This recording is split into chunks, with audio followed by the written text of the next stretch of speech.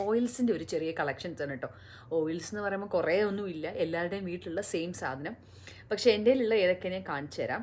അപ്പോൾ അതിനെ പറ്റിയൊരു വീഡിയോ ആണ്. അപ്പോൾ എല്ലാവർക്കും ഉള്ള പോലെ തന്നെ എനിക്ക് ഏറ്റവും പ്രിയപ്പെട്ടതാണ് കോക്കനട്ട് ഓയിൽ. ഇവിടെ കിട്ടുന്ന ഇത് ഇത്രയും വലിയ, ഇവിടെ കോസ്കോയിൽ നിന്ന് കിട്ടുന്നതാണ് കേട്ടോ ഇത്. അപ്പം അതുകൊണ്ടാണ് ഇത്രയും വലിയ ഡപ്പ. അപ്പോൾ ഇതിലിപ്പോൾ ഇച്ചിരി തണുപ്പായിട്ട് കട്ടി പിടിച്ചിരിക്കുകയാണ്. അപ്പോൾ പ്യോർ കോക്കനട്ട് ഓയിൽ ഞാൻ ഹെയറിനും ബോഡിക്കും ഒരുപോലെ അപ്ലൈ ചെയ്യാറുണ്ട്. എന്നും രാവിലെ ഞാൻ കോക്കനട്ട് ഓയിൽ മുഖത്ത് പുരട്ടിയിട്ടാണ് ഫേസ് വാഷ് ചെയ്യുന്നത്. അപ്പോൾ എല്ലാ ദിവസവും രാവിലെ ഒരു 10 മിനിറ്റ് സ്കിൻ നല്ലതായിട്ട് കോക്കനട്ട് ഓയിൽ കൊണ്ട് മസാജ് ചെയ്ത് കഴിഞ്ഞിട്ടാണ് ഞാൻ വാഷ് ചെയ്ത് കളയാറ്. അപ്പോൾ കോക്കനട്ട് ഓയിൽ എൻ്റെ ഒരു വളരെ പ്രിയപ്പെട്ട സാധനമാണ്. തലയിലും മുടിയിലും ഒരുപോലെ തേക്കാറുണ്ട്. മുടിയിൽ ആഴ്ച 2 ദിവസമൊക്കെ ഉള്ളൂ. എന്നിട്ട് നന്നിട്ട് തേച്ചൊരു 20 മിനിറ്റ്സ് അല്ലെങ്കിൽ മാക്സിമം 30 മിനിറ്റ്സ് കഴിയുമ്പോൾ വാഷ് ചെയ്ത് കളയും. പിന്നെ ഉള്ളതാണ് മസ്റ്റാർഡ് ഓയിൽ. മസ്റ്റാർഡ് ഓയിലിനെ പറ്റി ഞാൻ കുറേ ഗൂഗിൾ ചെയ്ത് പലവരോടും ചോദിച്ച് മനസ്സിലാക്കിയപ്പോൾ മസ്റ്റാർഡ് ഓയിൽ നമ്മുടെ സ്കിന്നിന് നല്ലതാണെന്ന് മനസ്സിലായി. അപ്പോൾ എനിക്ക് കുറച്ച് ഡ്രൈ സ്കിൻ വരുന്ന ഒരാളാണ്. പിമ്പിൾസോ അങ്ങനത്തെ പ്രശ്നങ്ങളില്ലെങ്കിലും പെട്ടെന്ന് ഈ വെതർ മാറുന്നതനുസരിച്ച് ഡ്രൈ സ്കിൻ വരാറുണ്ട്. അപ്പോൾ ഞാനിപ്പോൾ മസ്റ്റാർഡ് ഓയിൽ ഇൻക്ലൂഡ് ചെയ്തിട്ടുണ്ട്. അപ്പോൾ ഇത് ഞാൻ മുടിയിലും സ്കിന്നിലും ഒക്കെ തേക്കാറുണ്ട്. ഇന്ന് ഞാൻ മസ്റ്റാർഡ് ഓയിൽ തേച്ചാണ് കുളിച്ചത്.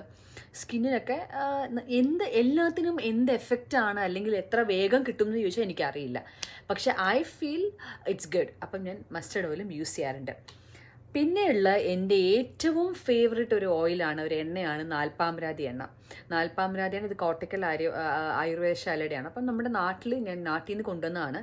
ഇതെല്ലാവർക്കും അറിയാം. നമ്മുടെ ഈ മഞ്ഞ കളറുള്ള എണ്ണയില്ലേ, അത് തേക്കുമ്പം സൂക്ഷിക്കണം, വേറെ എവിടെയെങ്കിലും സ്റ്റെയിൻ ആയാൽ പിന്നെ പോവില്ല.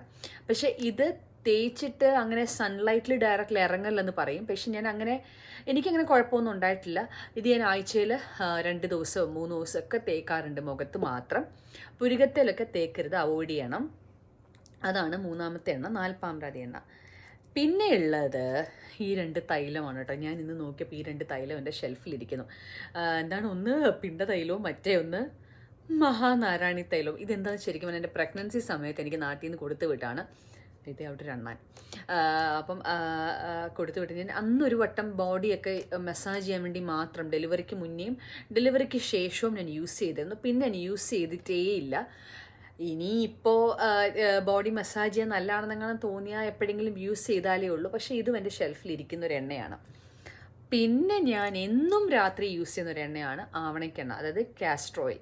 കാസ്റ്റർ ഓയിൽ കുറച്ച് നമ്മുടെ പുരികത്തേൽ, ഐലാഷസേൽ, അതേപോലെ നമ്മുടെ ഇപ്പോൾ എവിടെയെങ്കിലും അലോപേഷ്യ പോലെ, അത് മുടി പെട്ടെന്ന് കുറവുള്ളിടത്ത് തോന്നി ഇത് പുരട്ടി വെക്കാറുണ്ട്.